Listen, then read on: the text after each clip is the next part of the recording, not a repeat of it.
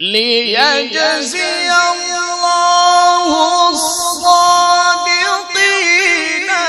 بصدقهم ويعذب المنافقين